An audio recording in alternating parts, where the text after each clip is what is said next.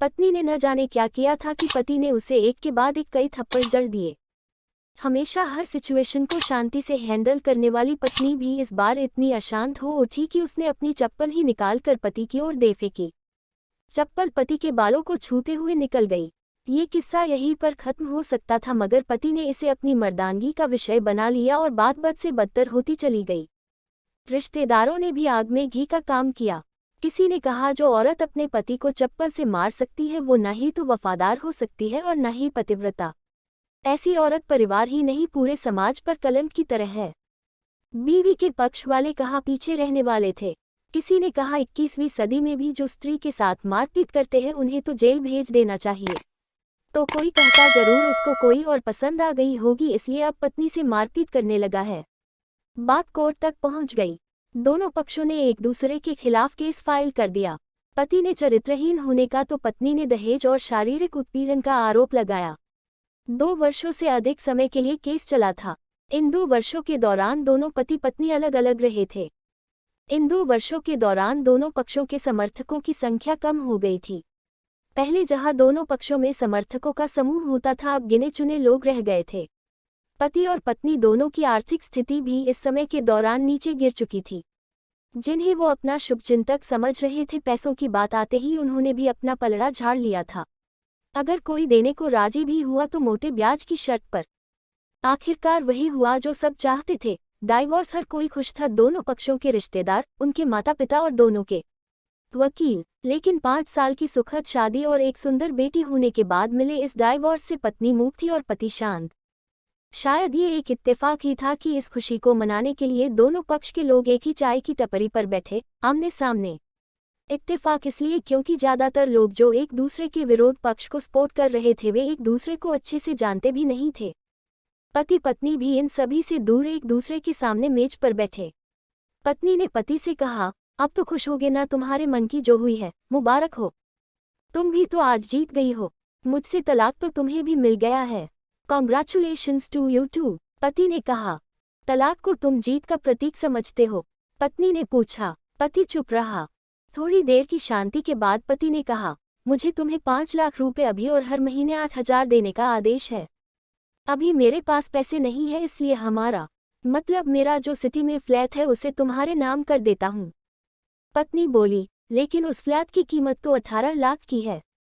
हाँ, लेकिन हमारी बेटी तुम्हारे साथ है और आगे जाके उसके खर्चे भी बढ़ेंगे, तुम्हें थोड़ी आसानी होगी।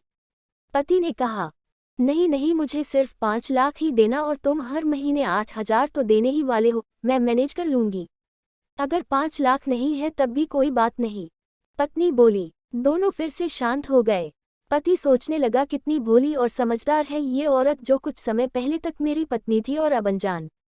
ये वही है जो कम से कम खर्चे में घर चलाती और पैसे बचाकर मेरे जन्मदिन और बर्थडे पर हमेशा मेरे लिए नए कपड़े खरीद लाती। कभी बीमार भी हो जाती तो पैसे बचाने के लिए मुझे मालूम न होने देती और घरेलू नुस्खों से अपना इलाज कर लेती, मगर घर में कोई और बीमार होता तो तुरंत डॉक्टर के पास लेकर जाती। मेरी ही मति मारी गई थी, मैं ही अपनी झूठी मर्दानगी के चक्कर में इतनी बड़ी गलती कर बैठा। पत्नी के दिमाग में भी उथल पुथल चल रही थी। अभी भी वैसा का वैसा ही है, पहले भी खुद से ज्यादा हमारे बारे में सोचता था और अब भी वही कर रहा है। ये वही आदमी है जो मुझे एक्सीडेंट से बचाने के लिए खुद मोटरसाइकिल के आगे कूद पड़ा था और अपनी उंगली तुड़वा बैठा था। पता नहीं कौन सी मनहूस घड़ी में मैं झगड़ा कर बैठी। पति ने मौन तोड़ते हुए पूछा, अब तुम्हारे कमर का दर्द कैसा है? ज्यादा तकलीफ तो नहीं होती?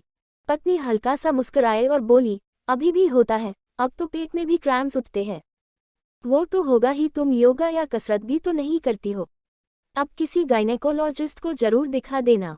पति ने कहा, तुम बताओ, तुम्हारा अस्थमा कैसा है अब? क्या अब भी दौरे पड़ते हैं? पत्नी ने पूछा।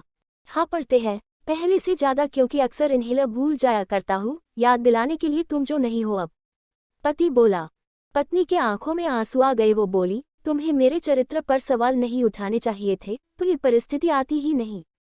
हाँ मैं जानता हूँ, तुम बहुत अच्छी हो, मुझसे गलती हो गई, बहुत बड़ी गलती। मैं लोगों के बहकावे में आ गया था। पति बोला। तुमने भी तो मुझ पर दहेज का इल्जाम लगाया था। वो बोला। गलत था और इस बात का मुझे भी पछतावा हुआ। पत्नी ने कहा। पति कुछ कहना चाह रहा था लेकिन हिचकिचा रहा था। पत्नी ने पूछा, कुछ कहना चाहते हो?